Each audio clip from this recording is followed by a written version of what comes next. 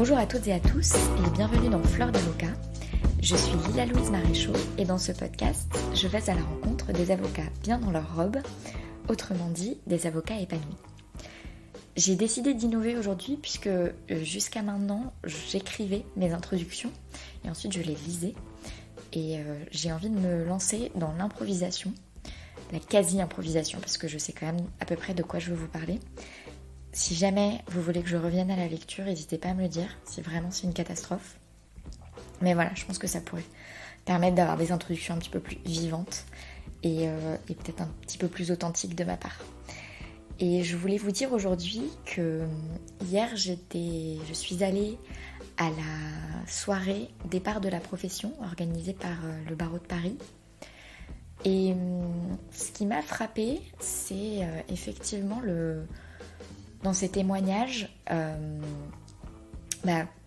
même beaucoup de témoignages de mauvaises conditions d'exercice de la profession, des collaborations vraiment malheureuses, avec très peu de reconnaissance et de valorisation de la personne, des difficultés économiques, des difficultés pour se développer, des relations humaines plus ou moins compliquées, mais avec aussi des histoires quand même terribles qui ont été relatées. Et une sensation, moi ce que j'ai ressenti, c'est que ils n'avaient pas de perspective et surtout une absence de quelque chose qui puisse leur ressembler quelque part. Et une difficulté de se projeter dans le modèle existant qu'ils avaient sous les yeux et de se dire qu'ils pouvaient évoluer là-dedans. Et c'est aussi quelque chose qui est ressorti dans les avocats encore en exercice qui ont pris la parole pour dire voilà, je me pose des questions parce que en l'occurrence je suis maman, j'ai quand même envie de voir mes enfants, etc. Et je me demande si c'est vraiment compatible avec la profession. Et je veux pas me jeter des fleurs, mais je vais quand même me jeter des fleurs, sans mauvais jeu de mots avec le podcast, mais j'espère que avec toutes ces interviews que je fais d'avocats qui s'épanouissent, où il y a des femmes, des hommes, tout type d'exercices différents, j'espère pouvoir vous donner, à vous qui exercez, aussi une vision de ce qui est possible et de faire, ce qui vous est possible de faire, de peut-être que vous vous retrouviez dans certains parcours et que vous vous disiez ça, peut-être que c'est un modèle dans lequel je me reconnaîtrai, que je pourrais faire aussi. J'espère aussi vraiment vous donner ces exemples en fait, que ça vous porte et que ça vous inspire et que ça vous prouve que c'est possible. D'autant plus que, j'essaye de faire en sorte que les invités du podcast ne soient pas que des personnes du sérail qui étaient vouées à devenir avocats et pour qui les choses allaient être faciles. Et donc, j'espère vraiment que ça vous ouvre les horizons et que vous en tirez la même conclusion que moi, qui est surtout de vous demander quel est l'exercice dont vous rêvez et comment est-ce que vous pourriez arriver à créer cet exercice un peu sur mesure. Et pour ça, je trouve que l'interview d'aujourd'hui, c'est vrai, tombe à pic. C'était pas du tout calculé. Mais c'est vrai qu'elle tombe à pic parce que Maître Sandra Azria, qui est donc mon invitée d'aujourd'hui, c'est vraiment une personne, une femme qui a mené son exercice avec énormément de liberté. Moi, je trouve ça très vivifiant. Et elle a même arrangé au fur et à mesure de sa carrière sa vie d'avocate. C'est-à-dire que son exercice n'est pas du tout le même aujourd'hui qu'il ne l'était il y a 5 ans. C'est une personne qui s'est autorisée à faire des pauses, qui a posé des nouvelles conditions, qui a vraiment vécu avec beaucoup de liberté son exercice. Et j'espère que ça vous inspirera à vous dire que c'est sûrement aussi pour vous possible à adapter en fonction de votre spécialité et de votre clientèle et Ça veut pas dire qu'il faut pas faire des choix, ça veut pas dire qu'il faut pas renoncer à certaines choses pour en préférer d'autres, etc. Mais en tout cas, il y a quand même quelque chose qui est possible. Moi, c'est un épisode qui m'a beaucoup plu. Sandra a beaucoup d'énergie et je trouve ça très chouette. J'espère qu'elle vous la communiquera et je vous encourage vraiment à mener cette réflexion pour vous parce que peut-être qu'avant de partir de la profession, il y a des choses que vous pouvez essayer de faire. Et c'est pareil, j'ai créé une formation et je vous en parle parce que si je l'ai créée, c'est que je pense que ça manque et que c'est utile. Et d'ailleurs, non seulement je pense que c'est utile, mais je constate que c'est utile parce que les clients que j'ai eus jusqu'à maintenant me le disent et ils me disent que ça leur fait un bien fou d'avoir ce cadre pour réfléchir, d'avoir ces outils qu'ils peuvent implémenter dans leur vie pour que ça se passe mieux au quotidien, pour mieux se positionner, pour mieux communiquer, pour juste voir autrement et potentiellement exercer autrement leur métier, même en faisant des changements subtils ou enfin voilà. Et je vous invite aussi à vous y intéresser. Là, la session de novembre qui vient, donc novembre 2019, elle est à 360 € et ça inclut une collation, donc c'est vraiment pas grand chose par rapport aux 10 heures de présentiel et à tout le contenu que je fournis. Les retours sont quand même extrêmement positifs jusqu'à maintenant et c'est vraiment pensé pour que vous puissiez prendre ce temps pour faire un pas de côté et vous poser et réfléchir à ce que vous pouvez faire pour gagner en qualité de vie en travail au sein de votre profession d'avocat. Parce que, en fait, profession d'avocat, ça n'est pas synonyme d'une mauvaise qualité de vie au travail. C'est pas une fatalité, en fait. Et vous pouvez améliorer votre situation. Et moi, je vous propose un cadre dans lequel on envisage ça. C'est des petits groupes pour, bien évidemment, que je puisse parler avec chacun d'entre vous, etc. Aussi pour maintenir une convivialité et une confidentialité. Et je pense que c'est une vraie opportunité que je vous encourage à saisir.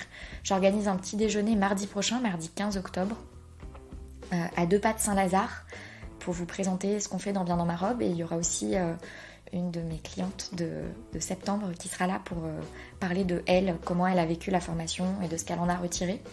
Et voilà, vous pourrez poser toutes vos questions, que ce soit à moi ou à Margot qui a donc suivi la formation en septembre. Il y aura aussi des viennoiseries. Bon, j'espère que vous venez pas pour les viennoiseries, mais... Et bref, je vous dis ça parce que vraiment, cette soirée d'hier... si je fais ce que je fais depuis 1 an, c'est parce que vraiment j'y crois. Je pense que c'est possible d'exercer la profession autrement et d'y mettre un peu plus d'entrain et d'enthousiasme et qu'il y a de l'optimisme à injecter dans tout ça. Mais là, après les discussions d'hier soir, ça me semblait encore plus important de vous le redire. Et donc voilà, j'espère vous voir peut-être mardi prochain ou dans la session de novembre. Il reste des places.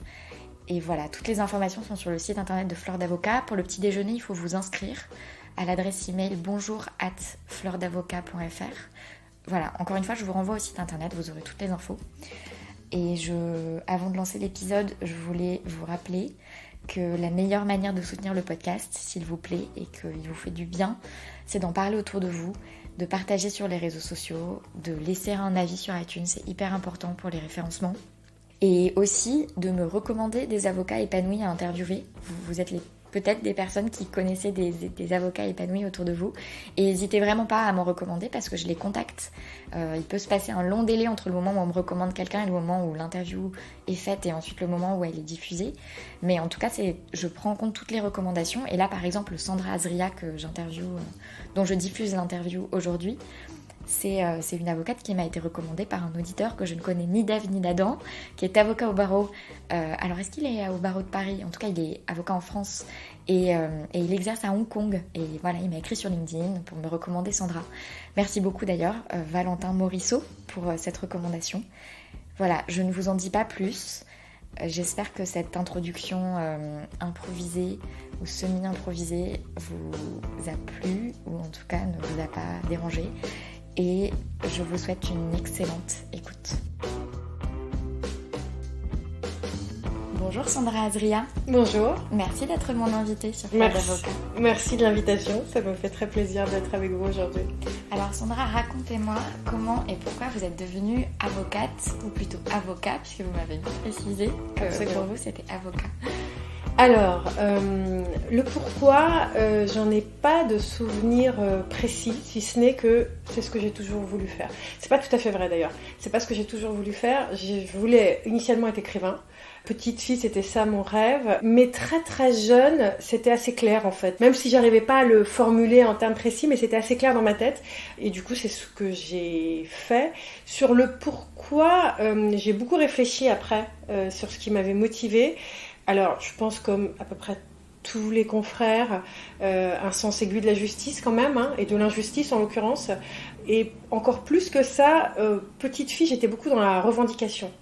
Je venais d'une famille où il y avait des grandes différences entre la façon dont on traitait un garçon et une fille, ce qui fait sans doute le lien avec le pourquoi avocat. Ouais. Et voilà, ma famille traditionnelle, où la fille avait quand même vocation à se marier, avoir une vie de famille assez classique dans un schéma traditionnel, et du coup avait moins une place à prendre sur comment exprimer ses idées, etc.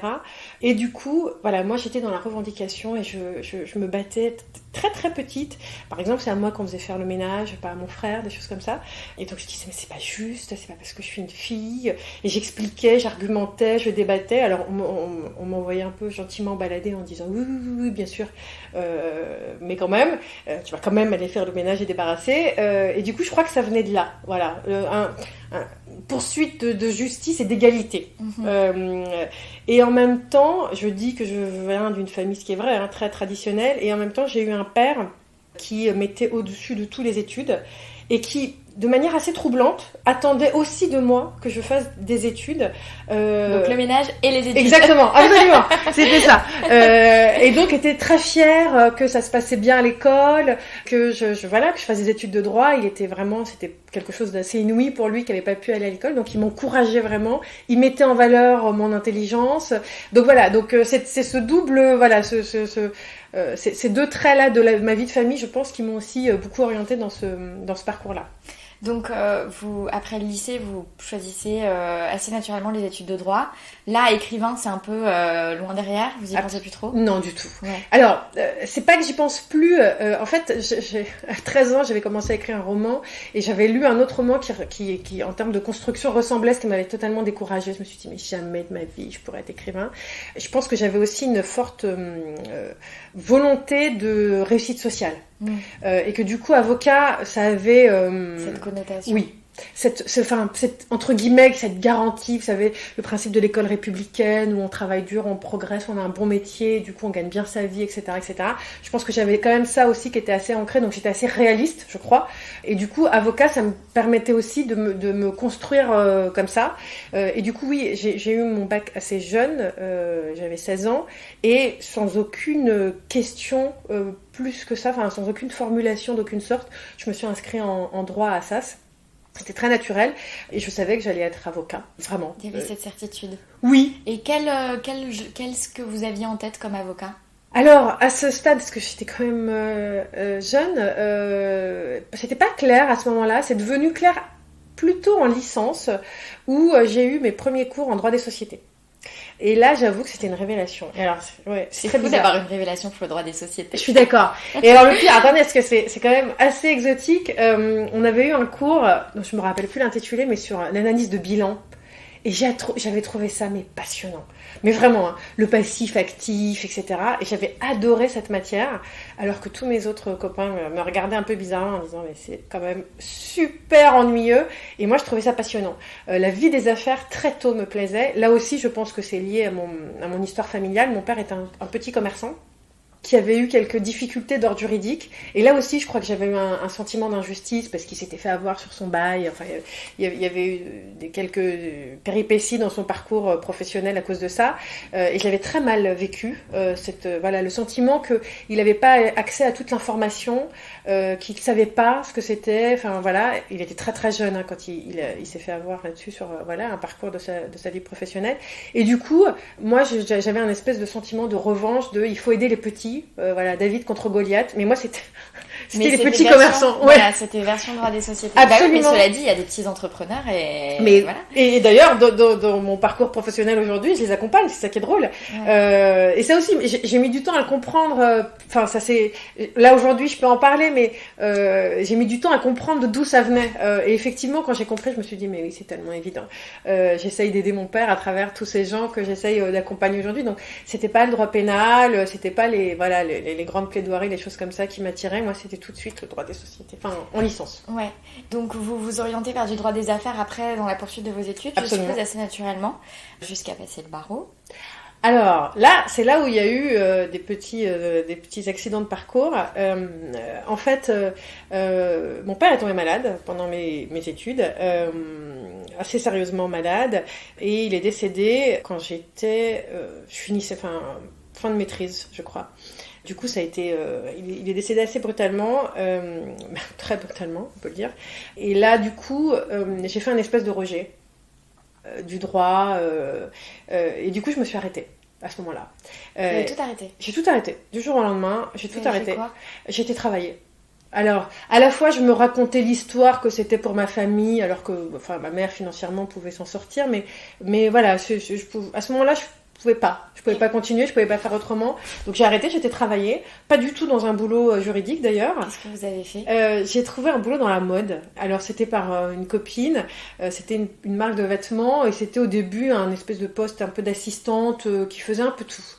J'étais l'assistante du PDG, qui était très sympa d'ailleurs, et comme il était très cool comme PDG, au fur et à mesure, il me laissait faire plein de choses. Et du coup, il y avait par exemple les salariés des magasins, des boutiques de vêtements qu'il fallait suivre, et comme c'était du droit social, alors du coup, je m'y suis mise. Après, il y avait les beaux commerciaux, des boutiques. Alors je lui disais, vous savez, je fais des études de droit, je peux m'en occuper. Donc vous êtes rentrée par la petite porte de l'assistante et vous avez un peu fini juriste. Exactement. Le juriste un peu, alors très très junior. Parce que j'étais vraiment toute jeune et je sortais de la fac, mais enfin voilà, j'ai retrouvé quand même mon goût pour le droit dans ce poste-là, où je suis restée de 2 ans, un peu moins de 2 ans, et du coup il m'a fallu 2 ans, je crois, 2-3 ans après le décès de mon père pour me dire je vais devenir avocat. Je vais le faire. Donc c'est revenu. Et c'est revenu, ouais. Il m'a fallu ce temps-là, je pense que c'était le temps du deuil, enfin je sais pas exactement, c'est pas très clair, mais il m'a fallu ce temps-là. Et un jour, je me suis réveillée, je me suis dit je vais le faire. Et donc je me suis inscrite à un DESS et je me suis inscrite à l'IEJ pour préparer le concours du barreau. Et j'ai fait tout ça en 1 année et ensuite j'ai rejoint le FP. Donc du coup j'avais un petit décalage d'âge, enfin voilà, qui était complètement... Du coup vous avez finalement rattrapé parce que vous avez eu votre bac assez tôt, donc exactement. Finalement, ça s'est absolument. La différence d'âge, je voyais pas du tout. Alors à l'époque, je m'en faisais tout un monde. Je me disais, voilà, je vais être beaucoup plus vieille que tout le monde, alors que évidemment non. Donc ça a vraiment été une opportunité, une histoire le père d'une amie qui cherchait quelqu'un, enfin, où vous aviez quand même un peu cherché dans la mode ou... Ah non, pas du tout. J'avais pas du tout. Ah ouais, c'était un hasard complet.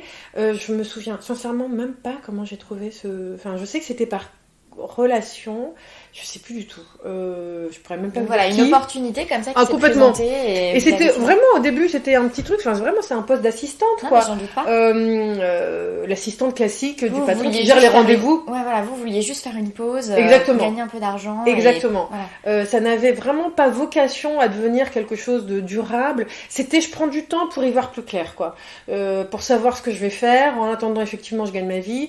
Je me suis fait des copines pour la vie, parce que quasiment toutes les filles avec qui je bossais à l'époque sont restées des amies. J'ai découvert le milieu de la mode qui est quand même très rigolo quand on vient du droit. Enfin, c'est un univers... C'est plus fantasque. Ah ouais, clairement. Et c'était très chouette parce que j'ai découvert plein de choses.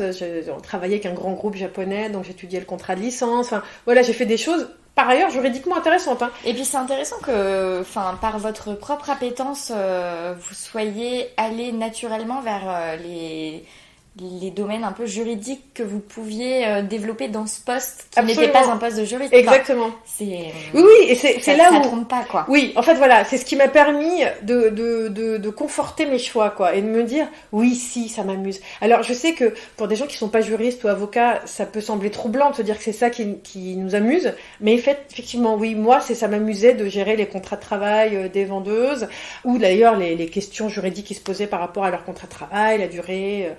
les heures qu'elle devait faire, les baux commerciaux et les contrats de licence. On avait eu un procès en contrefaçon contre une autre marque de vêtements très connue. Donc ça aussi, ça me fascinait d'étudier le droit de la contrefaçon. Et voilà, donc oui, et ça s'est fait doucement comme ça. Et en quelques mois, je me suis retrouvée avec un poste qui avait quand même une forte connotation juridique. Je continuais de gérer l'agenda du patron, mais par ailleurs, voilà, je me suis fait mon petit poste sur mesure et c'était quand même très très chouette.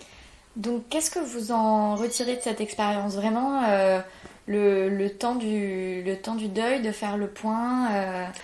Alors, en fait, ce que j'en retiens, parce qu'à l'époque, ça m'avait beaucoup stressé de me dire, je vais y revenir au droit.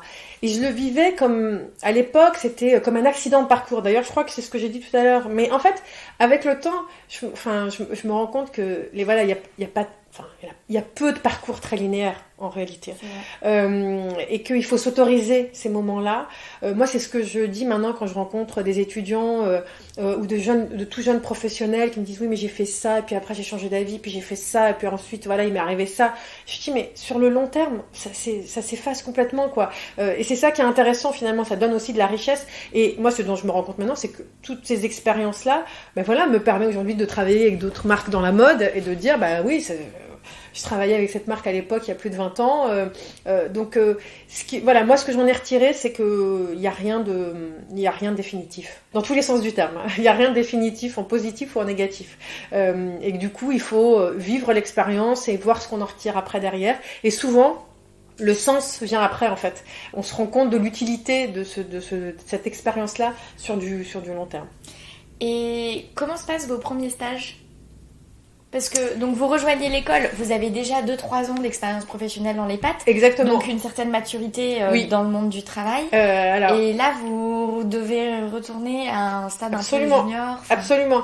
Alors ça, c'est peut-être que l'âge aussi, avoir un peu plus de maturité m'a aidé, parce que quand s'est posée la question du stage à l'EFB, les fameux 6 mois après le concours du barreau, moi j'avais un problème majeur, c'est qu'il fallait que je gagne ma vie. Parce que je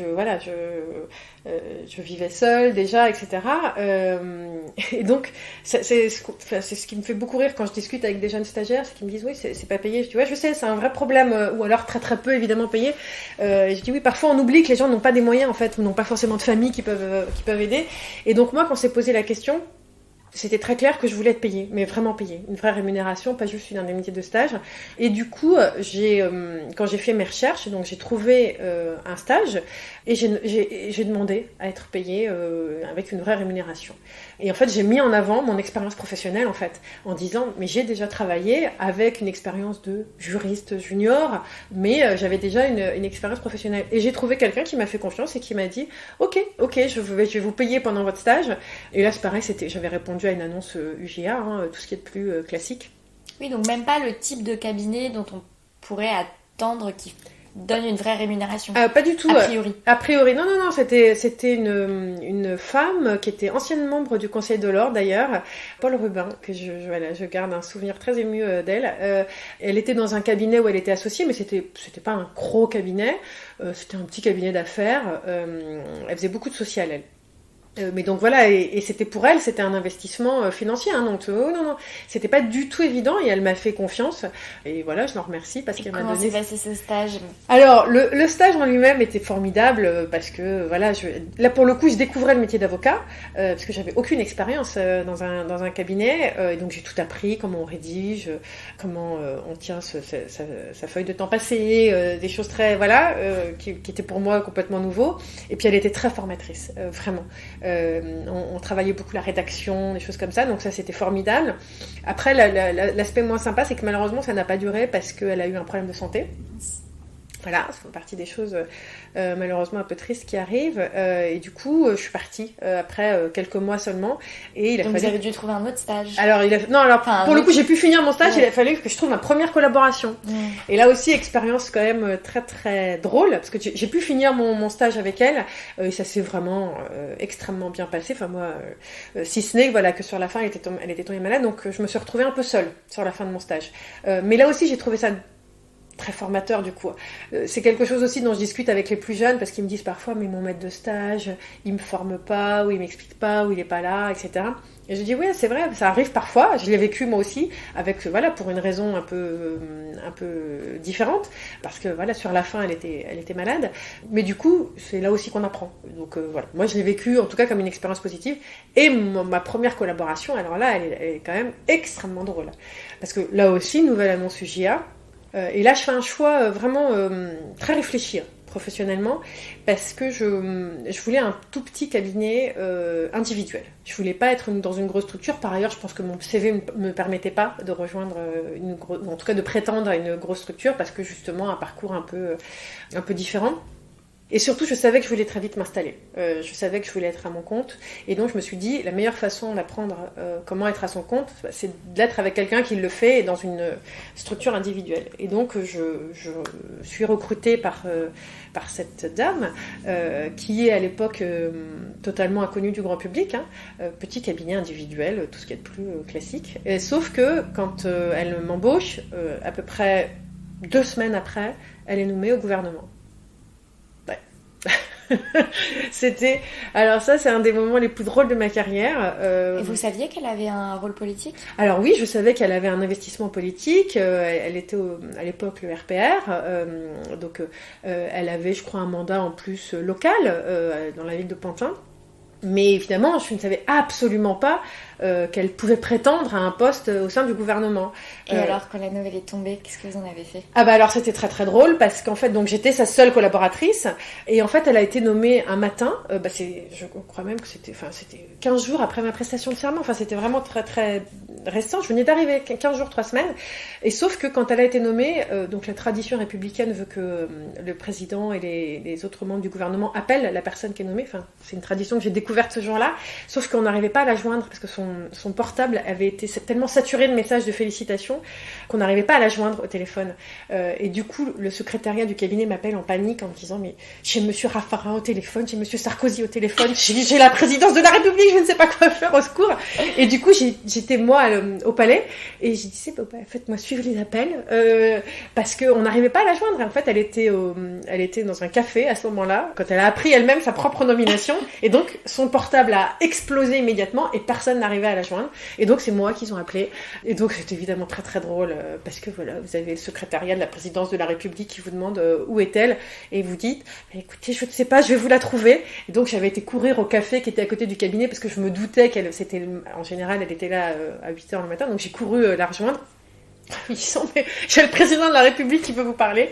Et donc, ce jour-là, elle est partie du bureau et elle n'est plus jamais revenue. Et vous avez fait comment ? Et ben, j'ai continué toute Mais seule. dans son cabinet ? Dans son cabinet, absolument. Donc vous avez géré ces dossiers ? J'ai géré tous ces dossiers du jour au lendemain toute seule. Alors là aussi, je ne cache pas que j'ai eu des moments de panique absolument épouvantables parce que j'avais 15 jours de barreau, quoi. Et donc, je me suis retrouvée avec des questions existentielles. Autant vous dire que quand elle est secrétaire d'État à la justice, vous ne l'appelez pas pour lui demander l'assignation avec le délai de 15 jours, comment ça se calcule, etc. Vous la laissez tranquille parce qu'elle a d'autres choses plus importantes encore à gérer. Et donc là aussi, je me suis vraiment débrouillée toute seule en appelant des copines, des copains, en appelant l'huissier en disant alors voilà, j'ai ça à faire, comment je fais, etc. Et donc j'ai eu des moments d'angoisse horribles, mais c'était très très drôle. J'ai eu du coup la chance d'être invitée à déjeuner une fois ou deux place Vendôme. Ça nous a fait beaucoup rire, elle et moi, parce qu'on se regardait. Enfin voilà, j'ai le souvenir d'un déjeuner donc au ministère de la Justice où on se regarde et on se marre parce qu'on se dit il y a un mois on pensait pas qu'on allait se retrouver déjeuner là. Quoi. Mais en plus, vous connaissiez pas ? Non. Enfin, non. Vous aviez à peine eu le temps de vous connaître. Absolument. Et c'est ça qui est très drôle d'ailleurs, c'est qu'elle m'a fait une confiance totale. Donc je la remercie encore. Aujourd'hui, c'est Madame Nicole Gage.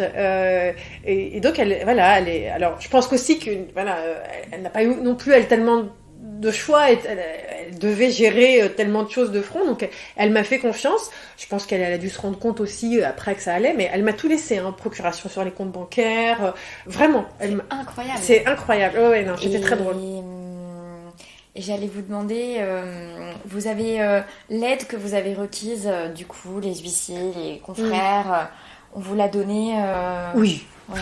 Oui, alors faut avouer que quand en plus, enfin on va pas se cacher les choses, hein, mais quand vous dites que vous êtes la collaboratrice de quelqu'un qui est ministre, tout de suite ça aide un peu aussi. Hein. Ça ouvre quelques portes, je ne le cache pas. On vous prend au téléphone. D'abord, parce que c'est drôle, et deux, effectivement, voilà, j'ai vu l'impact que ça pouvait avoir d'un point de vue professionnel. D'ailleurs, quand on avait fait ce déjeuner, elle et moi, on se marrait parce qu'elle me disait, maintenant il y a le bâtonnier qui attend dans la salle d'attente, et puis les rôles sont un peu inversés, c'était très drôle. Donc oui, j'ai pu appeler quelques personnes qui me donnaient des conseils, des recommandations, huissiers, etc. Oui, j'ai eu le sentiment de pouvoir demander à l'aide. Alors, après, assez rapidement, je me suis débrouillée, et là aussi, c'était très, très formateur. Mais j'ai vécu, je crois que la collaboration a duré presque un an, un petit peu moins qu'un an, parce que je me suis rendu compte là aussi toute seule qu'elle n'avait pas forcément le droit de rester en cabinet individuel. On avait un problème de structure, et au bout d'un moment, c'est moi qui lui ai dit, écoutez Nicole, je crois que voilà, cette organisation-là ne peut pas durer, ce qui fait qu'elle a très déontologique. Absolument. Vous n'exercez pas la profession d'avocat. Exactement. Et c'est drôle parce que en fait, je me suis confrontée à ce moment-là, je me suis dit, c'est drôle que personne ne nous le dise, quoi. Personne au sein du gouvernement ne nous l'a dit, personne à l'ordre ne s'en est inquiété. On a continué comme ça. Alors c'est vrai que ça s'est fait dans une urgence absolue, donc elle avait été nommée en remplacement de quelqu'un qui a été mis en examen, donc ça s'est fait vraiment du jour au lendemain. Et au bout de quelques mois, je me suis dit, c'est quand même bizarre d'être à la fois avocat et membre du gouvernement. Et quand on a un peu creusé, on s'est rendu compte, donc elle a dû arrêter, elle, son métier d'avocat, qu'elle a repris depuis. Et donc moi, je me suis retrouvée à devoir chercher de nouveau une collaboration. Mais quand même, pendant cette quasi-année de collaboration, comment ça s'est passé avec les clients ? Ça s'est passé plutôt bien, parce qu'ils savaient qu'elle était au gouvernement, donc ils savaient qu'elle n'était pas là, et en même temps je les rassurais en disant, vous inquiétez pas, on surveille ça de près, on fait attention, etc. Donc non, les clients, enfin je crois même qu'ils étaient, pour dire la vérité, plutôt flattés d'avoir un avocat qui était membre du gouvernement. Non, mais c'est intéressant par rapport à l'intuitu personnel quand même. Parce Oui. que même s'ils sont flattés d'avoir pour avocat quelqu'un qui est membre du gouvernement, si pendant quasi un an, leur interlocuteur unique, ça devient la collaboratrice, dont en plus ils viennent juste d'entendre parler parce qu'elle est arrivée Absolument. il y a 2 semaines, et qui reste malgré tout, Oui. c'est pas juste de la flatterie, on dirait que leur avocat soit... Enfin, je sais pas, j'imagine, mais... C'est intéressant quand même par rapport à cette possibilité de délégation et de... Alors, moi, je les rassurais en disant... D'ailleurs, quelque chose qui n'était pas tout à fait vrai. Je leur disais, non mais vous inquiétez pas, Nicole suit de près tous les dossiers, elle regarde tout. Alors, on faisait des points, elle et moi, mais évidemment de temps en temps, mais c'était quand même très ponctuel, il faut dire la vérité. Mais voilà, je pense qu'elle me faisait confiance, et que du coup, après, les clients avaient peut-être... Alors, comme j'essayais aussi de les tenir informés, peut-être que ça les a rassurés aussi en disant, non mais il y a quelqu'un qui suit, ça va, enfin, on a des informations, on a des courriers avec un en-tête, etc. Donc oui, mais en fait, je crois que surtout les clients, ils ont besoin d'être rassurés, et que quand ils ont accès du coup à cette information-là, ça se passe plutôt bien. Votre remarque en tout cas est intéressante, parce que c'est finalement nul n'est irremplaçable. Non, mais en fait, cette remarque, je la pose d'autant plus que je vais diffuser là dans 2 ou 3 semaines l'interview de Pierre-François Rousseau, donc qui sera diffusée quand vous aurez lors de la diffusion de votre interview. Et on a cette discussion à un moment, puisque voilà, je lui pose la question de qu'est-ce qu'il aimerait faire dans ses projets. Il dit, à un moment, j'aimerais bien pouvoir m'arrêter 3 semaines, 1 mois, ne plus toucher à rien. Et je lui dis, mais qu'est-ce qui vous empêche ? Il dit, je peux pas laisser mes clients, alors qu'il exerce avec un associé et des collaborateurs. Et donc, on a cette discussion. Et donc, c'est aussi pour ça que je rebondis là-dessus, parce que les interviews s'enrichissent les unes les autres, mais... La vie m'a appris qu'on peut vraiment s'arrêter. Mais d'ailleurs, on va peut-être en parler sur la suite de mon parcours, mais on peut vraiment s'arrêter et on peut revenir. Et en fait, on peut transmettre à quelqu'un d'autre, parce qu'on se raconte aussi un peu tous l'histoire parce qu'on est très investi en général dans nos dossiers quand c'est notre cabinet. Et c'est normal. Et c'est normal, évidemment, et c'est tant mieux. Tant mieux qu'on soit impliqué. Absolument, oui. Ça veut dire qu'on fait les choses avec cœur, mais Mais en réalité, on peut s'arrêter, à condition de le faire, voilà, qu'il y ait de l'information qui circule, qu'on rassure les clients, qu'on leur explique, qu'on supervise, etc. À l'époque, je suis restée toute seule pendant un peu moins d'un an. Sincèrement, j'ai pas le souvenir d'un client qui a quitté le cabinet. Hein. Alors, encore une fois, c'était un contexte quand même très particulier. Bien évidemment. Mais quand même, je suis d'accord, on aurait pu imaginer des clients qui disent, si elle est au gouvernement, évidemment qu'elle va pas s'occuper de mon dossier, donc je vais aller voir quelqu'un d'autre qui sera plus présent, etc. Pas du tout. Et donc au bout d'un an, vous décidez que tout ça tient pas trop la route. Oui. Je vais vérifier avec l'ordre qui me confirme. Mais... Oui. Voilà, en tout cas, vous soulevez un loup et vous décidez de partir. Absolument. Est-ce qu'elle a arrêté son exercice en parallèle? Absolument. Elle a arrêté. De toute façon, vous pouviez pas rester. Je ne pouvais pas rester avec elle. Elle m'a proposé à l'époque de reprendre sa clientèle et je n'ai pas voulu. Elle a vraiment accepté c'était très très généreux de sa part, hein, parce que du coup, je me retrouve avec une clientèle toute faite, mais son activité était pour le coup un peu trop généraliste pour moi. Alors en tant que collaboratrice, je le faisais avec de l'engagement, mais c'était pas la clientèle que je voulais forcément. J'avais vraiment mon idée en tête. Moi, c'était l'entreprise pure. Pas de dossier de divorce, pas de pénal, pas de dossier en droit des étrangers. C'était pas des matières dans lesquelles moi j'étais à l'aise, et c'était pas celle que je voulais développer. Donc à ce moment-là, j'ai essayé de chercher une nouvelle collaboration. Et je l'ai fait, et elle a duré, je crois, 2 mois, 1 mois. Qu'est-ce qui s'est passé? Je suis tombée sur un des fameux dingues dont on vous parle quand on est jeune avocat, que j'avais pas rencontré jusqu'à présent, parce que j'avais travaillé avec ces 2 femmes qui étaient formidables. Et là, je suis tombée sur un vrai dingue. Mais d'ailleurs, moi, ça me faisait rire, parce qu'il était... on était 2 collaborateurs, et moi personnellement, il s'est toujours bien comporté avec moi. Je peux rien vraiment, je peux pas le blâmer. Mais il hurlait sur l'autre collaborateur, il lui jetait des trucs à la figure. Vous savez, le fameux mythe qu'on entend, le patron qui vous jette les trucs à la figure. Au début, vous lui dites c'est pas vrai, ça n'existe pas. Si, ça existe. Et donc moi, à chaque fois, je prenais des fous rires. Mais parce qu'en fait, je trouvais ça tellement absurde, tellement dingue, et du coup, ça le déstabilisait complètement parce que je prenais un fou rire et j'arrivais pas à m'arrêter. Comme au théâtre, quoi. Mais oui, et un jour, je l'ai entendu, il s'est mis à hurler contre un client, mais une crise de rage, un truc complètement ahurissant. Et là, j'ai dû sortir parce que je pleurais de rire. Et il m'a regardé, il était complètement désarçonné. Il m'a dit, qu'est-ce que vous faites? Et je lui ai dit, mais vous êtes fous. Je lui ai dit, vous allez faire une crise cardiaque, ça va pas vous mettre dans des états pareils.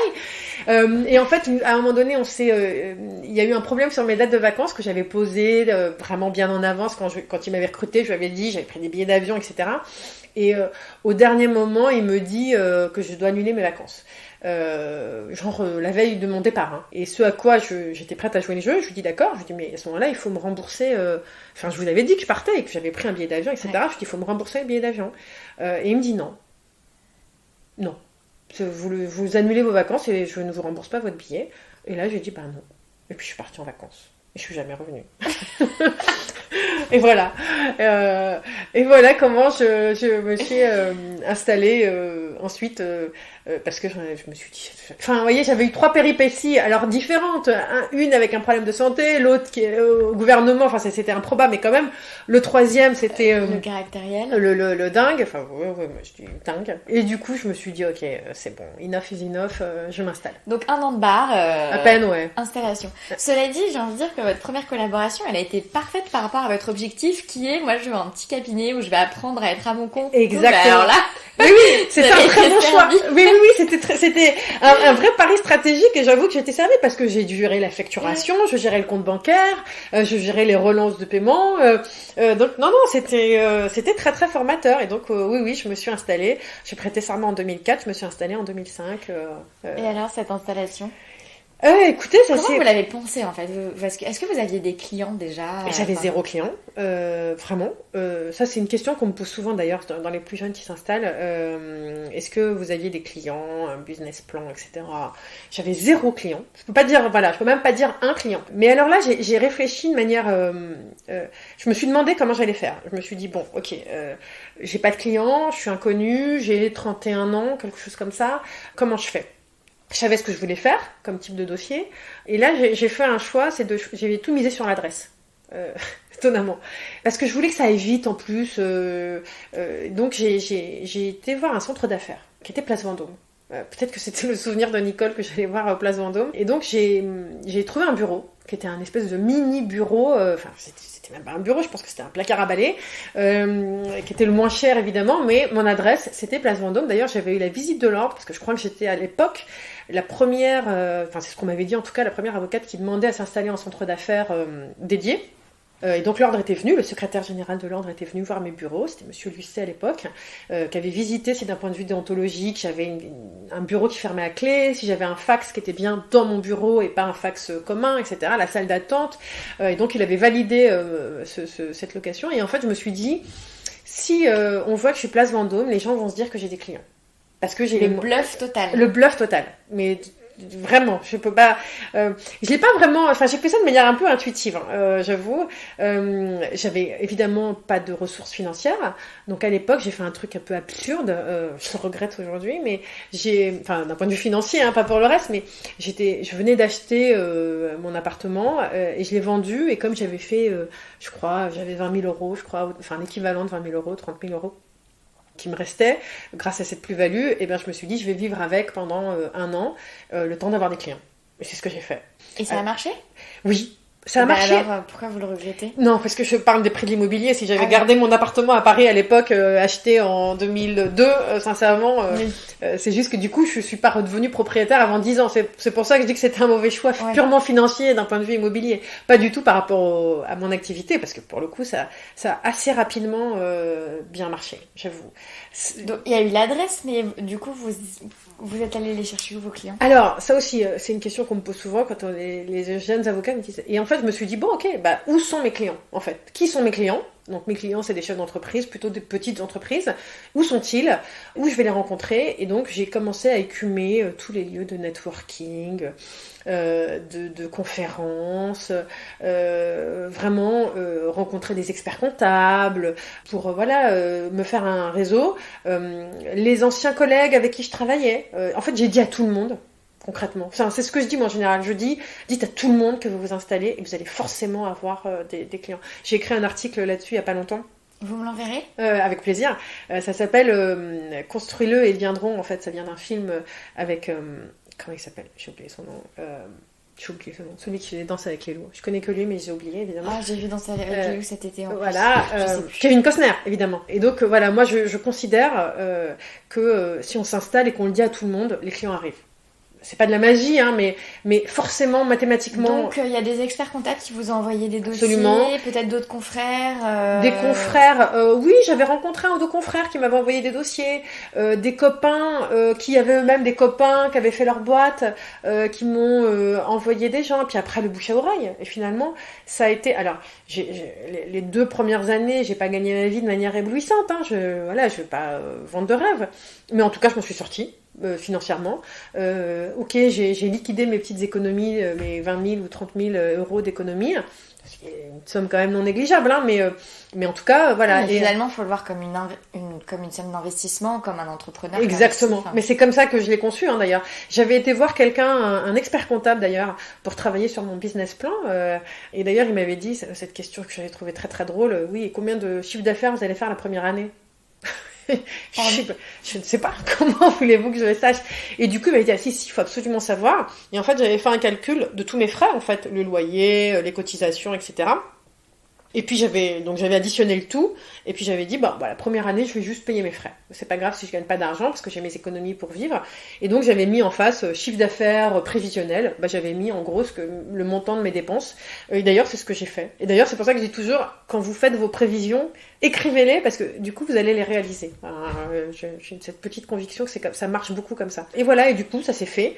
Et après 2 ans, je gagnais à peu près correctement ma vie, et ça n'a fait que continuer depuis. Et je suis installée maintenant depuis presque 15 ans, avec une pause à un moment donné d'ailleurs. Et voilà, et ça s'est toujours plutôt bien passé. Et pourquoi une pause ? Encore la vie. Encore la vie. Je suis en train de réaliser que j'oublie qu'en fait on ne parle pas que toutes les deux et que ça va être. Je réalise c'est très très drôle. En fait, j'ai les drames de la vie, tout simplement. En 2014, mais je vais le dire comme ça, je me dis que s'il y a des gens qui écoutent et ils vont se dire que en fait, voilà, on peut arrêter.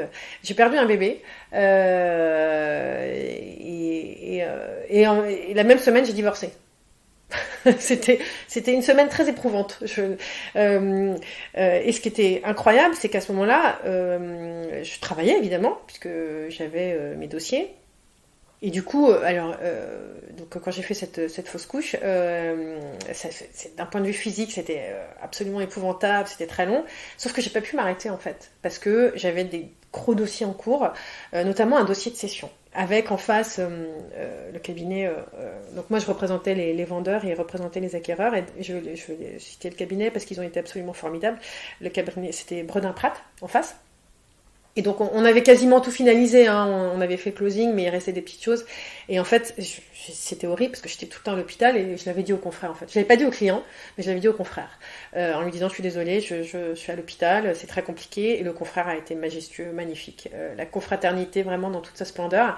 Et il m'a dit vous inquiétez pas, je gère. Et il s'est occupé des dernières formalités à ma place. Le client n'a rien vu, n'a rien su. Je lui ai dit après au client. Mais je me suis dit sur le coup, je vais pas lui dire parce qu'il va paniquer. On avait déjà signé, mais il restait des petites choses à gérer. Et donc j'ai tenu à ce moment-là, j'ai tenu, sauf que quand ça s'est arrêté et que, en fait, sans m'en rendre compte, j'ai continué tous mes dossiers. Ça a duré, je crois, 6 mois pour les finir, pour terminer les dossiers en cours. Je faisais en sorte de ne pas en reprendre de nouveau. Et à ce moment-là, j'ai arrêté. Donc vous faisiez en sorte de ne pas en reprendre de nouveau, donc vous aviez conscience qu'il fallait que vous preniez un temps d'arrêt. Je l'ai jamais formalisé, c'est ça qui est très drôle. Ouais. Ça s'est fait de manière, ça peut paraître bizarre, ce que je dis, mais de manière inconsciente, complètement vous avez inconsciente. Les nouveaux dossiers, et quand tout s'est terminé. En fait, je faisais plus d'efforts aussi de développement, parce que faut le dire les choses. Enfin, moi, je fais toujours des actions de développement commercial. Hein. Je suis toujours à la recherche de nouveaux clients, de nouveaux dossiers, de manière vraiment systématique. Et par la force des choses, quand vous en faites plus, il y a moins de dossiers qui rentrent. Et du coup, j'avais complètement arrêté les actions de développement. Je me suis pas dit à ce moment-là, quand j'ai commencé à arrêter, sur ces 6 mois-là, je sais pas, je me suis jamais dit que j'allais m'arrêter, hein, vraiment, je jure que c'est vrai. Sauf que, à un moment donné, j'ai dit, ok, j'arrête. Ça vous a fait quoi, ça ? C'était formidable. Sincèrement, c'est une des meilleures expériences de ma vie. Ça faisait un peu moins de 10 ans que vous exerciez, que vous êtes... Un peu plus, non, 2004. Oui, c'est ça. 10 ans, absolument. Oui, un peu moins de 10 ans. Et en fait, à ce moment-là, j'arrivais plus. Je pouvais plus. Je savais pas si c'était provisoire, je savais pas si c'était définitif. J'ai écrit un mail à tous mes clients et je leur ai dit je m'arrête. Du jour au lendemain. Alors, j'ai fait ça quand même proprement. Hein. J'avais trouvé quelqu'un qui pouvait me succéder dans les dossiers où il y avait juste un peu de suivi. J'ai expliqué à certains clients pourquoi, parce que la plupart étaient... J'ai toujours la chance d'ailleurs d'avoir des clients très fidèles. Donc, je leur ai dit pour certains, je leur ai dit la vérité. Je leur ai dit écoutez, j'ai un événement de ma vie personnelle. Dans certains cas, je l'ai dit d'ailleurs, qui fait que je peux plus. J'arrive plus, je trouve plus de sens. Voilà. En fait, j'arrivais plus à m'occuper des autres. Et je me suis dit à ce moment-là, il faut que je m'occupe de moi. Voilà. Et c'est ce que j'ai fait pendant 1 an. Comment vos clients l'ont pris ? Alors, c'est là aussi où on se rend compte... alors, les clients l'ont pris de manière très bien, hein, mais en fait, je me suis rendu compte que pour la plupart, c'était « Ok, bon, vous vous arrêtez, et du coup, on va chez qui maintenant ?» Ce que je comprends. Hein. Qui est-ce que vous nous recommandez ? Qui est-ce que vous nous recommandez ? La transmission. Ouais, voilà. Et du coup, là aussi, hein, l'ego, on prend un petit coup et on se dit, ouais, donc en fait, voilà, je suis juste leur avocat, quoi. Mais évidemment que je suis juste leur avocat. Je suis pas leur mère. Et du coup, je me suis dit, on peut s'arrêter, en fait. On peut s'arrêter. Et il se passe rien. Alors, les clients vous disent, c'est dommage parce que j'aimais beaucoup travailler avec vous. Mais voilà. Et du coup, la transmission s'est faite. J'ai eu certains mots très gentils de certains clients. Il y en a qui m'ont rien dit du tout, d'ailleurs. Je me suis dit, sympa, merci. Voilà.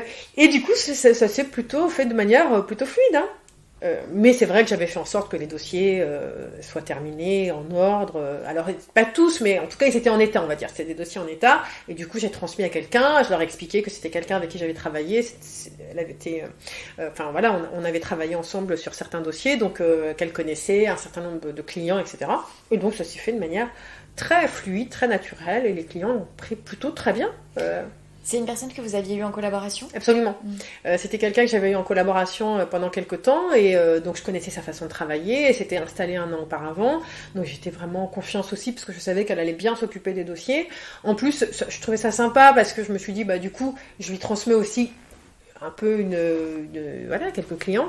Et donc ça s'est fait de manière très très cool, vraiment sans aucune difficulté. Je crois qu'elle m'a écrit 1 fois ou 2 pour me poser une question dans un dossier, mais rien de plus. Et moi je me suis arrêtée pendant 1 an. Et comment ça s'est passé cet arrêt ? Ça s'est passé très bien, sincèrement, ça s'est passé très bien. J'ai passé une très belle année, étonnamment, parce que je me suis dit, c'était une année où je voulais réfléchir. Je voulais me poser, je voulais voyager, c'est ce que j'ai fait. J'ai beaucoup voyagé cette année-là, notamment au Japon. Pourquoi le Japon ? Parce que je voulais voir, c'est très personnel ce que je raconte, c'est drôle. C'est vraiment de l'intime, mais c'est pas grave. Je voulais voir les cerisiers en fleurs. Je voulais voir la Nami. Et en fait, je voulais voir la vie refleurir. C'était ça le symbole derrière. Voilà, j'avais besoin de me dire, il y a quand même de la vie, malgré tout ce qui peut se passer. Et donc, j'ai été voir les cerisiers en fleurs. C'était absolument magnifique. Et donc, j'ai vu la vie refleurir. C'était pile 1 an d'ailleurs après ma fausse couche. Et je me suis dit, la vie est quand même là. Et ce qui est très drôle, c'est que 3 mois après, je suis tombée enceinte. ce qui était vraiment contre toute attente pour le coup. C'était pas du tout prévu. Et c'est un merveilleux cadeau de la vie. Et voilà. Et du coup, je suis devenue maman très tardivement. J'avais 42 ans. Après une année 2014 absolument dramatique, 2016 a été merveilleuse. Donc voilà, vraiment une prise de temps, de recul du voyage. Du voyage, à chercher d'autres idées de ce que je pouvais faire aussi. Et alors, comment vous avez cherché d'autres idées ? Ah, c'était drôle ça.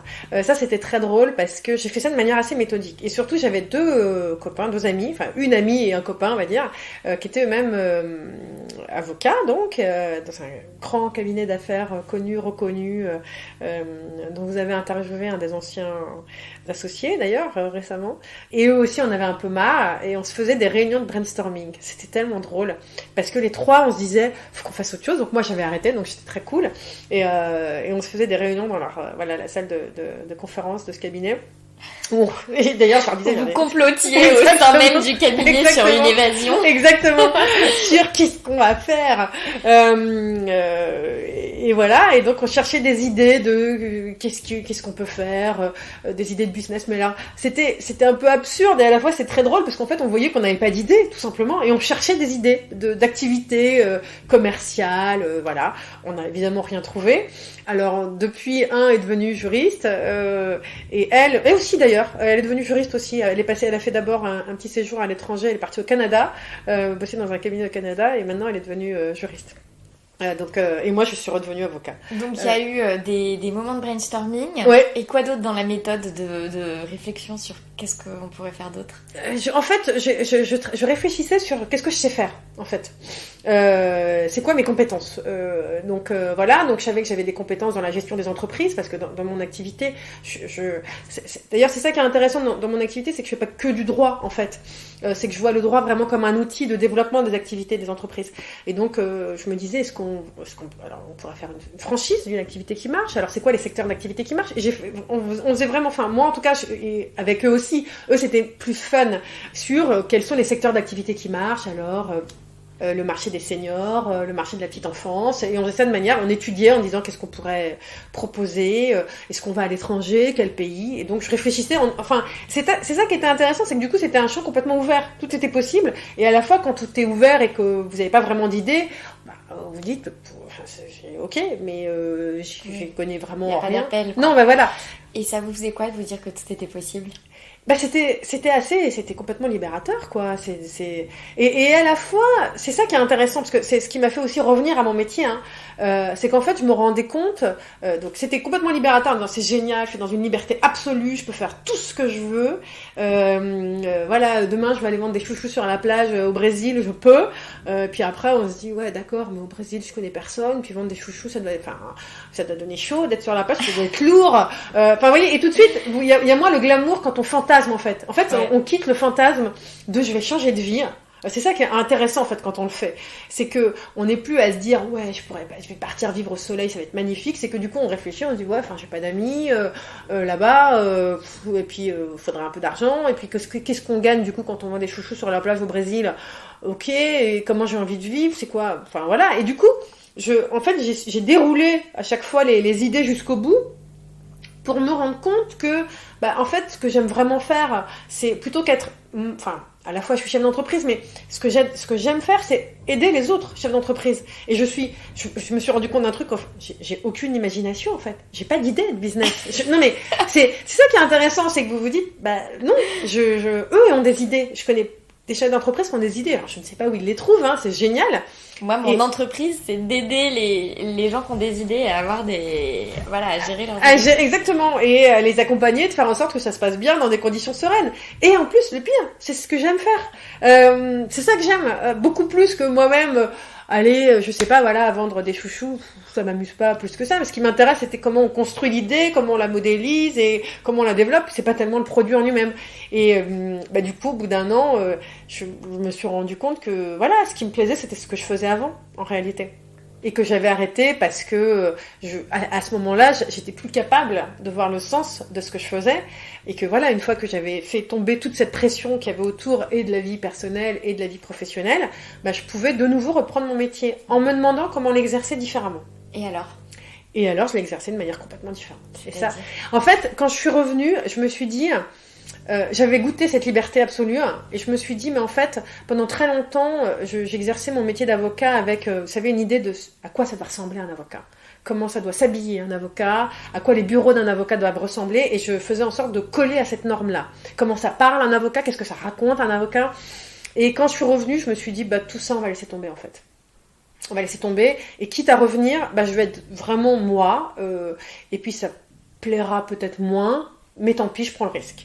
Je reviens, mais je reviens à mes conditions, entre guillemets. Et du coup, c'est ce que j'ai fait. Et c'est la façon dont j'exerce aujourd'hui. De manière... maintenant, je m'autorise, par exemple... je me suis demandé, comme j'avais eu un bébé et que je ne voulais plus passer du temps à faire du networking dans des dîners en ville mondains, je me suis dit... Ok, alors comment je vais trouver mes clients maintenant ? Parce que, j'ai prévenu mes anciens clients, certains sont revenus, la plupart sont revenus. La plupart sont revenus. C'est ça qui est drôle. Ouais. La plupart sont revenus, ouais. C'est très très drôle. Et en fait, je l'aurais pas écrit quand je suis revenue parce que je trouvais pas ça très fair pour la personne qui avait repris ma suite. Mais certains m'ont écrit. En fait, je me suis réinstallée sans rien dire à personne. En fait, je me suis réinscrite à l'ordre après un an d'interruption. Et j'ai commencé à communiquer sur Internet et les réseaux sociaux. Et du coup, certains l'ont vu, parce qu'ils me suivaient sur LinkedIn et autres. Et du coup, ils sont revenus en disant « Ah, vous êtes là, alors on peut revenir ?» Ah bon, vous voulez ? Et alors, ils suivaient plus forcément cet autre avocat, pour X ou Y raison. D'ailleurs, je suis pas tellement rentrée là-dedans. Et du coup, ils sont revenus au fur et à mesure. Et un jour, j'ai envoyé juste, après 2 ans, je crois... une carte de vœux électronique et du coup la plupart sont revenus avec le temps, ça s'est refait de manière c'est dingue. Mais c'est ça en fait, et c'est là où je me suis dit on se fait des films sur ce qu'on a le droit de faire ou pas professionnellement, sur les catastrophes qui vont s'en suivre ou pas, et en fait on se rend compte que c'est pas si grave, et que quoi qu'on fasse, vous voyez, s'arrêter 1 an et envoyer balader, parce que je peux quand même dire que j'ai envoyé balader tous mes clients, gentiment, mais quand même, et qui sont revenus. Alors je l'ai fait de manière correcte, en prévenant, en expliquant, mais quand même. Et ils m'ont dit, et d'ailleurs, je leur ai dit à certains, c'est marrant de revenir quand même. Ils disent, non, on aimait bien la façon dont on travaillait ensemble, donc voilà, vous êtes revenus, on revient. Et du coup, dans ma façon maintenant d'exercer, je communique assez librement dans des articles où je parle parfois, je parle pas tellement de perso, là aujourd'hui j'ai dévoilé beaucoup de choses, mais je parle quand même très librement. Je n'ai plus de bureau. Je travaille de manière complètement dématérialisée. Ça aussi, c'est des contraintes que donc j'avais. Vous avez une domiciliation ? Absolument. J'ai une domiciliation et je gère... Et vous travaillez d'où ? Alors, je travaille de chez moi. Ça aussi, c'était très très nouveau. Et en fait, au début, je me suis dit, je vais devenir... Enfin, ça fait maintenant 1 an que je travaille un peu plus d'1 an. 1 an que je travaille de chez moi. Là aussi pour des raisons purement personnelles, de logistique personnelle. Et en fait au début je me suis dit je vais essayer, je vais voir. Vous voyez, dans les choses que je m'autorise maintenant, je me suis dit j'essaye et puis au pire je changerai, je reprendrai des bureaux. Et en fait les clients s'adaptent. Hein. Quand vous leur dites, au début je me suis dit oh là là, ils vont se dire pourquoi elle n'a plus de bureau, qu'est-ce qui se passe, c'est là, enfin elle a plus de clients, etc. Et en fait quand vous leur expliquez le pourquoi, ils comprennent très bien. Et au début je me suis dit je vais essayer pour voir si je tiens le coup. Parce que j'avais peur de la solitude. J'avais peur de m'ennuyer trop, parce que du coup, je pouvais plus avoir de collaborateurs avec qui travailler vraiment au quotidien. Et en fait, j'ai trouvé ça très confortable. Vraiment beaucoup plus facile pour moi en termes de logistique. En termes de productivité, j'ai trouvé que c'était génial, parce que plus de perte de temps de trajet, etc. Et la quasi-totalité de mes clients sont des clients qui sont là depuis longtemps, du coup. Et même les nouveaux. J'ai été approchée la semaine dernière par une grosse boîte américaine. Très grosse boîte américaine, et je me suis dit quand je vais leur dire que j'ai plus de bureau, je vais perdre toute crédibilité professionnelle, quoi. C'est sûr. Et ils vont me dire ah, non. Et en fait, je leur ai dit très simplement, je leur ai dit écoutez, maintenant mon cabinet est complètement dématérialisé, donc on prend rendez-vous dans un lieu de domiciliation. Ok. C'était un non-sujet. Et en fait, quand vous leur dites, c'est OK. Et j'étais prête à parier que vraiment ils allaient dire non. Et aucun problème. Et voilà. Et donc maintenant, c'est comme ça que je travaille, en m'autorisant une façon d'exercer qui est un peu différente. Donc vous avez ce lieu de domiciliation où vous pouvez louer des salles de réunion absolument. Voilà, pour des rendez-vous. Pour des rendez-vous, et le reste du temps, vous êtes chez vous. Absolument. Et donc, quoi d'autre ? Donc vous avez changé votre manière de développer en passant sur la communication réseaux sociaux. Mm-hmm. Vous travaillez de chez vous principalement, et vous êtes dématérialisé. Dans les autres changements, du coup, j'ai plus de collaborateurs. Parce que à un moment donné, je me suis demandé en me disant est-ce que je fais une collaboration virtuelle, et ça je me suis dit que c'était pas viable parce que quand on est collaborateur, c'est quand même bien de pouvoir échanger facilement et d'être accessible facilement.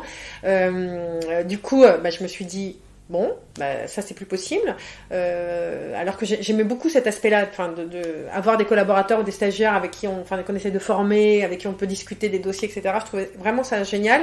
Aujourd'hui, c'est plus le cas. Mais je me suis dit ce que je gagne d'un côté, je le perds d'un autre côté. Ok, voilà. Oui. Peut-être que dans quelques années, je changerai de nouveau. Hein. Ça a été une préférence, quoi. Voilà. Mais du coup, je fais plus de contentieux non plus, parce que je voulais cette souplesse-là de la gestion. En fait, l'idée, c'est quand je suis partie au Japon, je ne savais pas encore ce que j'allais développer comme activité, mais je voulais travailler avec un petit ordinateur. Voilà. Je voulais de la légèreté. Je voulais de la simplicité dans le travail. Et mon idée, ça a été tout de suite, je veux plus de papier. Je veux plus avoir à gérer parce que j'avais des grands locaux avec des tonnes d'archives, je faisais aussi du contentieux, etc. Et du coup le contentieux, ça a aussi ses contraintes, quoi.